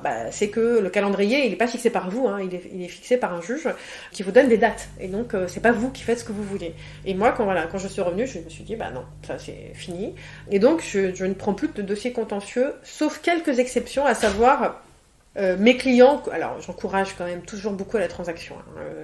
Donc du coup, j'ai très peu de dossiers contentieux, je sais pas, peut-être 3, 4, pas plus. Mais voilà, donc plus de contentieux, parce que tout est virtuel. L'idée, c'était de pouvoir travailler où je voulais dans le monde, sans que forcément les clients sachent où je suis. D'être un avocat digital nomade. Complètement. C'était vraiment l'idée. Hein. Ce qui était clair pour moi, c'était comment je veux travailler maintenant. Et le critère était la liberté. Voilà, je voulais être libre. Alors, c'est très drôle parce que digital nomade, en réalité, je pars pas. Hein. Je passe pas 15 jours en Thaïlande parce que d'abord j'ai un petit garçon, donc c'est pas possible. Oui, mais en théorie, vous avez designé votre vie Absolument. Et votre vie professionnelle pour que ce soit possible. Exactement. Et c'est possible. Hein. Et d'ailleurs, j'encourage tous ceux qui ont envie de le faire à le faire. Alors après, on renonce à d'autres choses. Hein. Du coup, 50% de mon chiffre, j'ai dû laisser tomber parce que je ne voulais plus de contentieux. Et là, ça veut dire, il faut aller chercher d'autres dossiers, d'autres clients, se poser d'autres questions, et du coup renoncer aussi au plaisir de la plaidoirie. Mais bon, j'ai fait mes choix. Et je me dis d'ailleurs maintenant, vraiment, peut-être que dans quelques années, je reviendrai. Pas pour l'instant. Oui, vous posez aucune limite sur. Le changement est devenu oui. Quelque chose d'intégré en fait. Complètement. La partie, cet aspect de ma vie qui est que j'aime le changement et que je ne vis que dans du changement, je le vivais très très mal pendant mes premières années professionnelles en me disant mais je vais avoir un CV absolument catastrophique, j'ai trop changé, j'ai trop bougé, j'ai changé le stage, ensuite la collaboration, puis ensuite une autre collaboration, et puis j'ai travaillé en entreprise, et puis ensuite je suis devenue avocat. Enfin, je me disais c'est complètement farfelu comme parcours, c'est n'importe quoi, c'est pas du tout construit. Et en fait, voilà, maintenant c'est au contraire, c'est devenu mon ADN quoi. C'est que la vie c'est le changement. Et que ça continuera de changer en fait. Et que je sais maintenant, enfin vraiment, aujourd'hui, je me dis, il y a rien de définitif. Et dans un an, peut-être que je changerai encore. Peut-être que je partirai à l'étranger. Peut-être que je reprendrai des bureaux. Peut-être que je reprendrai des collaborateurs. Enfin, voilà, tout est possible et ça, je le ferai au fil de l'eau, au gré de mes envies. Et si je comprends bien la chronologie, vous êtes tombée enceinte sur la fin de votre année de pause. Absolument. Et donc vous avez repris en étant enceinte. En étant enceinte. Absolument. C'est quelque chose que En même temps, c'était pas mal parce que comme je reprenais, j'avais de nouveau peu de clients, puisque je reprenais après un an d'interruption et que j'avais pas à ce moment-là contacté mes clients pour leur dire. Alors, qu'est-ce qui se passe? Non, mais pause, allez-y. Pardon. Oui. On fait une pause. Il n'y a pas de problème, je coupe. Ça va? Mais oui. Désolée, ça m'a fait peur. Aucun souci. Et du coup, je me suis rendu compte tout à l'heure que je n'avais pas éteint le téléphone. Je sais même pas où il est d'ailleurs. Il n'a pas sonné, donc tout va bien. Moi, ça va, c'est pas grave. Oh, je coupe. Ah, d'accord. Ouais. Pardon. Aucun problème. Et voilà, je reviens. On parlait. Si, on parlait du fait que oui, je dois redémarrer mon activité. Vous redémarriez votre activité et donc peu de clients et donc compatible avec une grossesse. Oui. Sur la grossesse, ça m'a pas posé de difficulté en fait de travailler en même temps qu'être enceinte parce que j'ai eu la chance d'avoir une grossesse très cool, très sereine, sans difficulté de santé particulière. Après l'accouchement, c'était un peu plus rock'n'roll. Parce qu'évidemment, là, j'ai dû gérer 4 mois sans mode de garde, tout en travaillant. Je ne le referai pas aujourd'hui. c'est les mois de ma vie les plus épuisants que j'ai connus. Donc, j'étais très heureuse quand j'ai eu un mode de garde, j'avoue. Ça, c'était un peu compliqué.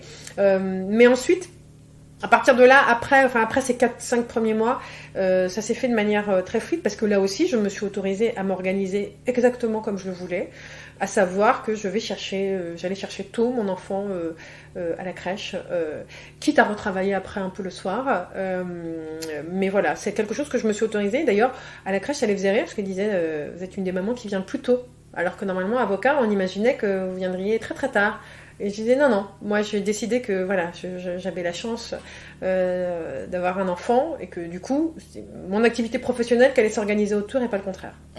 Voilà, grande liberté. Après, je pense que c'est aussi la chance d'avoir un enfant très tardivement, après 15 ans quasiment d'exercice à mon compte et donc pas trop d'inquiétude sur ma capacité à le gérer. Donc je me suis autorisée ça aussi. Dans les nombreuses choses que je me suis autorisée, c'est... alors là aussi, au début, je me suis dit, les clients, ça va leur faire bizarre. Et en fait, j'ai fait un truc tout bête. C'est que quand on me demandait un rendez-vous, je proposais des rendez-vous à 14h ou à 9h le matin, mais jamais plus à 17h. Et si on me demandait un rendez-vous à 17h, je disais non, plutôt 9h, non, c'est mieux. Alors, sauf cas très rares où vraiment il y avait une contrainte particulière pour le client, mais en fait, ça n'a jamais posé la moindre difficulté à personne. J'expliquais assez rapidement, j'expliquais aussi aux clients que j'allais pas répondre au téléphone entre 17h et 20h. Sauf cas d'urgence extrême, auquel cas il fallait qu'ils m'envoient un petit SMS pour me dire c'est très urgent, il faut vraiment que je vous parle maintenant. Et qu'en réalité, il y a... Ouais, vous avez défini avec eux vos conditions d'exercice. Ouais. Ouais. Et encore une fois, ça ne leur a pas posé de problème. Mais non, mais c'est ça qui est drôle, c'est en fait les contraintes, je crois qu'on se les crée beaucoup nous parce qu'on se dit qu'on va perdre nos clients, qu'ils vont pas accepter, qu'on va passer pour, enfin voilà, je sais pas moi. On va passer pour une maman, tiens. Et en fait, quand vous leur dites, en leur disant c'est comme ça, et puis c'est pas autrement, alors pas sur ce ton-là évidemment, mais en disant voilà, je veux avoir une vie privée. Voilà. Ça peut paraître bizarre, mais je veux avoir une vie privée. S'il y a une urgence, je serai là, ne vous inquiétez pas. Je répondrai tout de suite. Mais s'il n'y a pas d'urgence, ça peut attendre 20h, voire, allez, soyons dingues, ça peut attendre demain matin. Et en fait, je crois que alors, faut dire aussi que je crois que c'est quelque chose, enfin, dans l'époque où on vit, je crois que c'est quelque chose qu'on est un peu plus prêt à entendre aussi, et tant mieux. Et donc, voilà, ça fait partie des libertés que je me suis autorisée, d'organiser aussi la journée autour de ma vie personnelle et pas le contraire. Mais bon, ça marche. Oui. J'avoue, enfin, ça fait 3 ans, ça marche très bien. J'ai jamais, en 3 ans, j'ai pas perdu un client parce que il me disait non mais vous êtes pas assez dispo, vous êtes pas assez réactive, jamais, ça n'est jamais arrivé. Alors après peut-être que il y a des clients qui sont pas venus à moi parce que j'ai plus l'état d'esprit de. Ouais, mais vous avez du coup les clients qui vous correspondent, enfin, Absolument, c'est qui me ressemblent. Qui vous ressemblent, qui vous correspondent, et c'est la seule chose qui compte finalement. Ah, je suis pas d'avoir complètement d'accord. Tous les clients. Non, je suis d'accord. Je suis complètement d'accord. Et mes clients entendent ça très bien. Et je me dis, bah oui, un avocat, c'est aussi un être humain, et ils l'entendent et ils le comprennent. Et ça se passe vraiment sans aucune difficulté en ce qui me concerne. Après, je sais pas dans les autres témoignages que vous avez, les retours d'expérience qu'on peut avoir sur le sujet. Moi, je sais que ça se passe plutôt très bien. Enfin, moi, des personnes que je rencontre, quand même, globalement, quand ils posent leurs conditions, ça se passe plutôt bien. Enfin, ils se rendent compte que ça se passe bien. Mais oui, encore une fois, je crois qu'on fantasme beaucoup ce que les clients sont prêts à entendre. Parce qu'on a peur, évidemment. On a peur de perdre le client, on a peur de les fâcher, on a peur d'être perçu comme quelqu'un qui est pas assez engagé. Alors qu'en réalité, ils arrivent très bien à faire la différence sur des horaires qu'on a posés. Et puis, ils voient bien votre niveau d'engagement par ailleurs. Donc, ils sont tranquilles, finalement. Alors, j'ai 2 questions. Vous avez parlé de l'importance pour vous de transmettre. Vous m'avez été recommandé par un de vos anciens étudiants qui exerce maintenant à Hong Kong. Donc c'est un auditeur international de Fleurs d'Avocat. Mais voilà, il m'a écrit par rapport au podcast et il m'a parlé de vous et voilà. Donc c'est bien, je pense que manifestement vous transmettez quelque chose d'assez vif et vivant dans vos cours, et vous avez parlé de la collaboration, etc. Comment ça s'était passé pour vous de prendre un collaborateur? Enfin... Alors, comment ça s'était passé? C'est tout simplement comme tout le monde au moment où on n'arrive plus à tout faire tout seul, et on se rend compte que ça n'est plus possible. Et surtout, moi, en fait, quand je me suis installée, j'étais assez ambitieuse sur le chiffre d'affaires que je voulais faire, la taille de cabinet que je voulais atteindre, etc. Et donc, je mettais tout en œuvre pour pouvoir le faire. Et donc, ça voulait dire avoir des collaborateurs. Et donc, je l'ai fait. Je crois, je me souviens plus la première, mais si, c'était déjà Place Vendôme, donc c'était quand même assez tôt dans mon développement.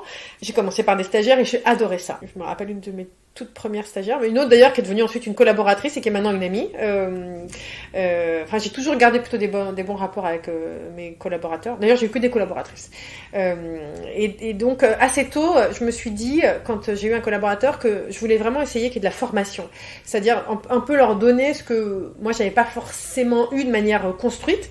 Alors, en fait, je me rends compte que c'est pas vrai, parce que mon maître de stage, quand même, elle m'a formée sur la rédaction, notamment. C'était très important pour elle. Via de la correction, beaucoup de correction. Après, sur le reste, j'étais toute seule, donc j'avais, la collaboration, pour moi, j'ai pas connu une collaboration où j'ai été formée. Et donc, je me suis dit que j'allais faire un peu comme pendant ce stage, à savoir beaucoup de corrections, beaucoup d'échanges, beaucoup de discussions avec à chaque fois les collaborateurs sur les dossiers. Et je leur expliquais tout de suite en disant, que mon cabinet, je voulais que ce soit un lieu très libre pour discuter. On pouvait se dire des choses parfois difficiles. D'ailleurs, j'ai le souvenir d'avoir dit des choses très dures à une collaboratrice, Sophie, qui d'ailleurs avait fini en larmes et qui s'est révélée ensuite ma meilleure collaboratrice de tous les temps, parce que à l'époque, sur un de ses premiers dossiers, le travail pour moi n'était pas suffisamment de qualité. Et voilà, ce que je leur disais toujours, c'était on se parle, on se dit les choses. Peu importe ce qu'on se dit, mais je veux que vous vous sentiez libre. S'il y a quelque chose qui ne va pas, si je fais quelque chose qui ne va pas. Et moi, de la même manière, si vous faites quelque chose qui ne va pas, je veux pouvoir vous le dire. Et du coup, ça a toujours donné des ambiances plutôt détendues. J'ai toujours voulu travailler dans la bonne humeur, quoi. Je voulais qu'il y ait de la joie. Parce que je leur disais toujours, on passe toutes nos journées ensemble, alors si en plus on se prend la tête, c'est l'horreur, quoi. Donc je voulais toujours qu'on se marre, et on s'est toujours plutôt marré, ce qui nous a jamais empêché de travailler beaucoup de manière efficace. Mais voilà. Et donc j'essaie toujours de réfléchir sur comment on fait. J'avais construit un parcours du collaborateur. Donc dès un bébé cabinet, c'est-à-dire que vous êtes unipersonnel et vous construisez un parcours du collaborateur. Absolument. Enfin, il y a une vraie réflexion de développement. Oui, parce que j'avais conscience que, un développement de cabinet sans un collaborateur à la fois épanoui. Alors, ça peut paraître, vous savez, un peu bien pensant, mais je disais à mes collaborateurs, je leur disais, mais j'essaie pas d'être gentille juste pour dire que je suis sympa. C'est pas ça. Je leur disais, je suis très pragmatique, à savoir si vous êtes bien. Pardon.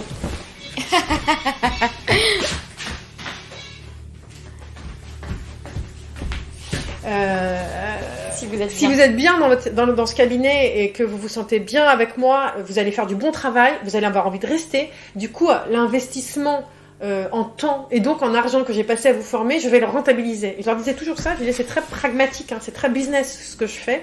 Ne pensez pas que c'est parce que je suis une personne sympa, c'est pas vrai. Oui, et d'un autre côté, l'un peut aller avec l'autre. Évidemment, enfin, je veux dire, évidemment. J'espère que je suis c'est sympa. pas un gros mot de... Non, je suis d'accord, mais en fait, je dis ça parce que aujourd'hui, voilà, on parle beaucoup on réfléchit beaucoup sur les relations dans le travail, etc. Et je pense que s'il y a effectivement une bonne ambiance, c'est plus efficace. Moi, j'y crois pas aux collaborations où on vous jette les trucs dans la tête, quoi. C'est horrible et c'est pas du tout efficace. Enfin, mais bon, je crois que c'est encore assez répandu. Et donc, oui, j'avais construit un parcours du collaborateur parce que un de mes grands trucs, c'était que je voulais que je voulais montrer aux collaborateurs leur progression. Et en fait, je voulais parce que c'est souvent un sujet quand on est tout jeune avocat, si on a l'impression d'être nul et de rien savoir faire. Et du coup, je leur expliquais en disant, de toute façon, il faut 6 mois minimum. Les 6 premiers mois, ça sert à rien qu'on se prenne la tête. Évidemment, il y aura beaucoup de corrections, il y aura beaucoup de travail à refaire, c'est normal. Et en fait, le truc, c'est que je voulais leur dire que il suffisait pas que ce soit moi qui sois contente de leur boulot, il fallait qu'eux se rendent compte de leur marge de progression. De manière objective. Parce que c'est ça qui est important en réalité, c'est le sentiment qu'on a par rapport à son propre travail. Les retours, si c'est un retour positif en disant ouais mais par ailleurs elle est sympa, donc elle me dit que mon travail c'était bien, mais en réalité c'était pas vraiment bien. Et donc j'avais vraiment réfléchi sur comment ils allaient se rendre compte qu'ils avaient progressé. Et donc c'était très construit. Hein. J'avais mis plein de critères très objectifs sur les corrections. Alors je validais si par exemple ils me proposaient une position stratégique dans un dossier et que je la retenais, bah, ça voulait dire que c'était la bonne parce que j'allais pas prendre une position stratégique dans un dossier juste pour leur faire plaisir. Le volume de correction, je leur disais donc si vous allez bien voir dans le document Word, s'il y a 5 à 10% de correction, c'est que c'est bien rédigé.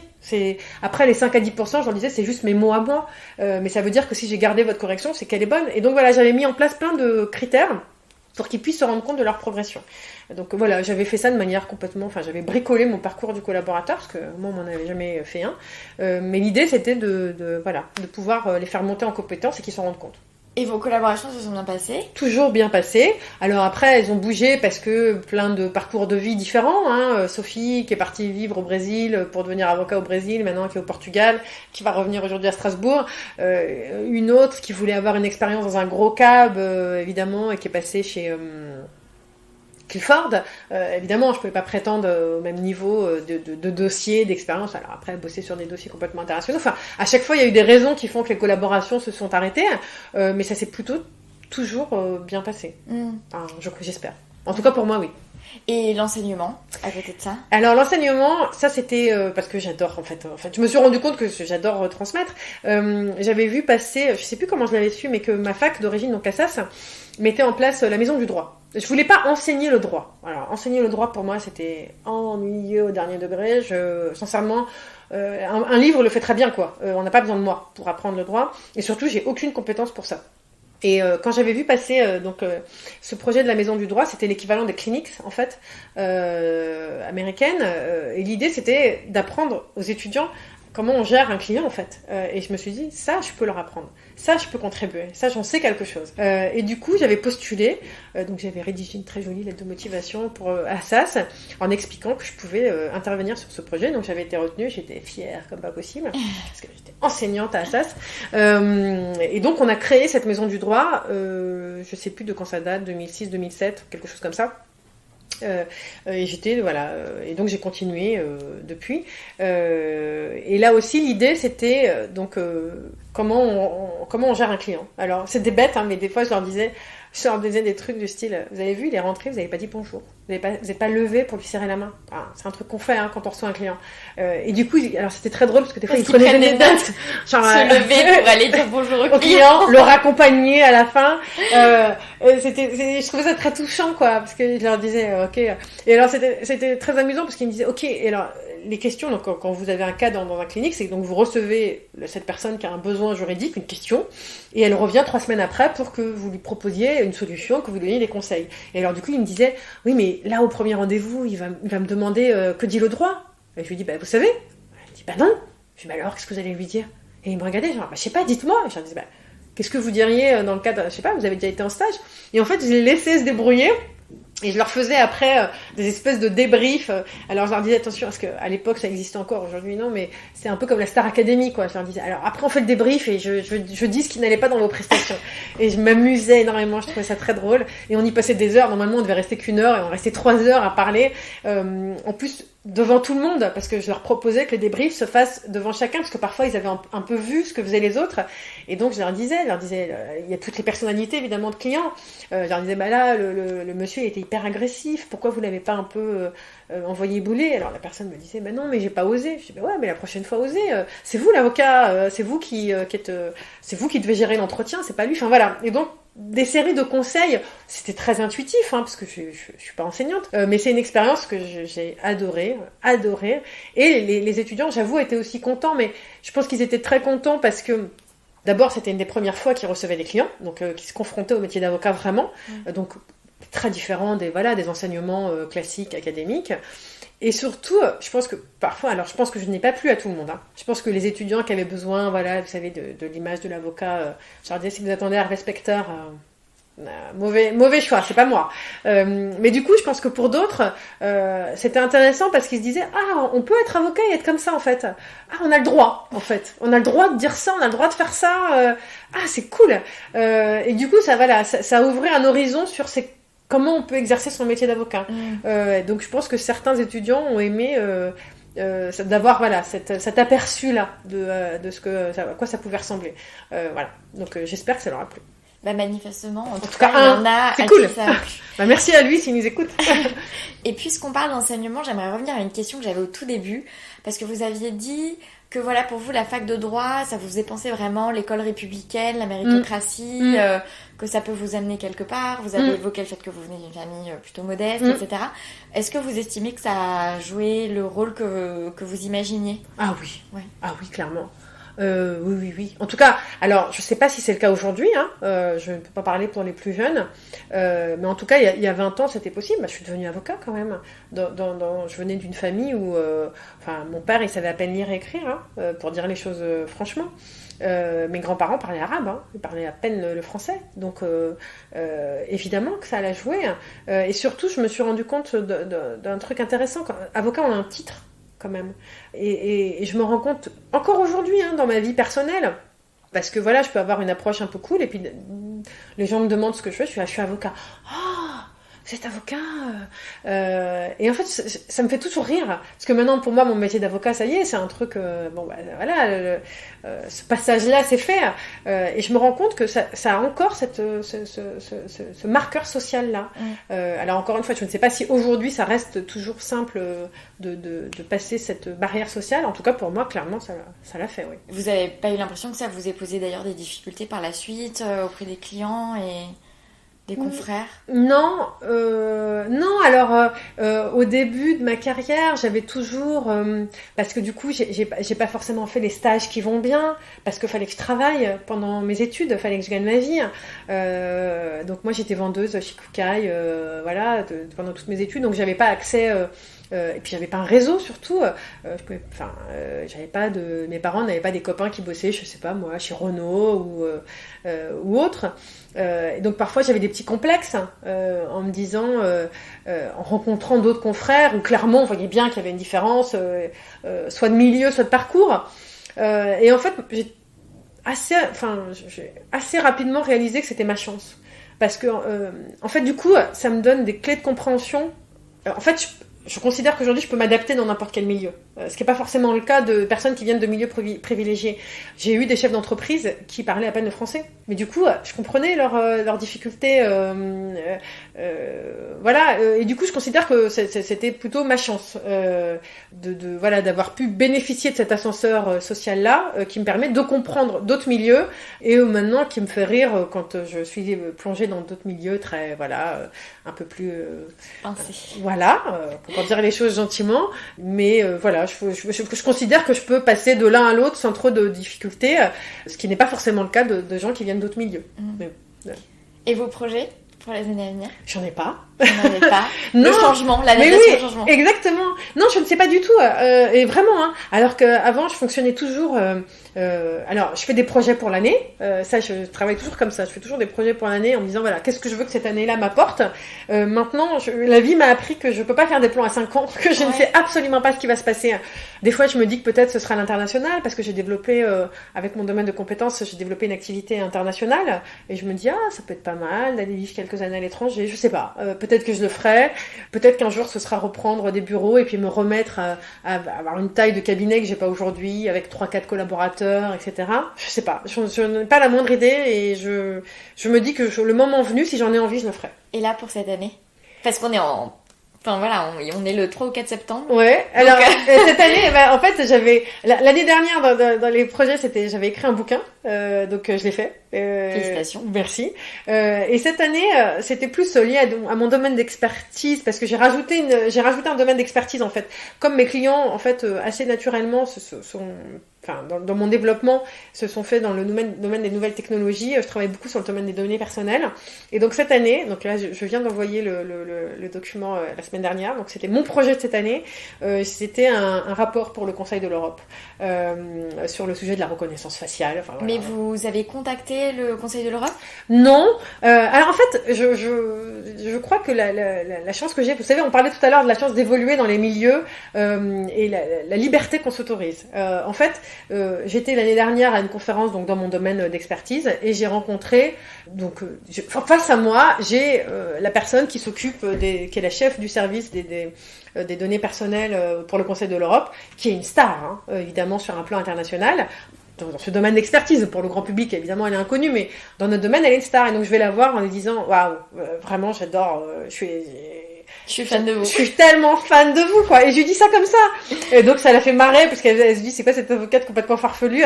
Et ensuite, je mets sur Twitter, en disant, j'ai rencontré Sophie Kwasny. Et je mets un truc de Beyoncé, quoi. Comme si j'avais rencontré Beyoncé. Ce qui l'a fait, encore une fois, beaucoup rire. Et en fait, je pensais que, voilà, vu sa position, je me suis dit que voilà, j'allais passer pour quelqu'un d'un peu farfelu, mais je m'en fichais parce que j'attendais rien de cette rencontre en fait. Ouais. J'avais pas d'idée préconçue. Vous étiez juste heureuse de l'avoir rencontrée. Voilà, rencontrée. j'étais juste heureuse de la rencontrer, j'étais heureuse de lui dire, parce qu'elle avait eu un impact dans ma vie professionnelle depuis quelques années, quoi. J'avais assisté à une de ses conférences des années auparavant et elle m'avait donné envie de me mettre dans cette matière, ce que j'avais fait, et donc je lui ai dit, vous avez changé ma vie, c'est génial, j'adore cette matière. Et du coup, on a échangé quelques fois dans l'année, on s'est revus ensuite à une autre conférence, et elle m'a contacté un jour en me disant, mais dis-moi, est-ce que tu t'y connais dans cette matière-là, sur la reconnaissance faciale? Et je trouve que j'en faisais beaucoup pour certains clients, et je lui dis oui, elle me dit, ça t'intéresse d'être l'expert du Conseil de l'Europe?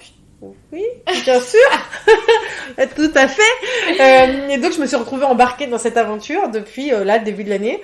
Et c'est génial.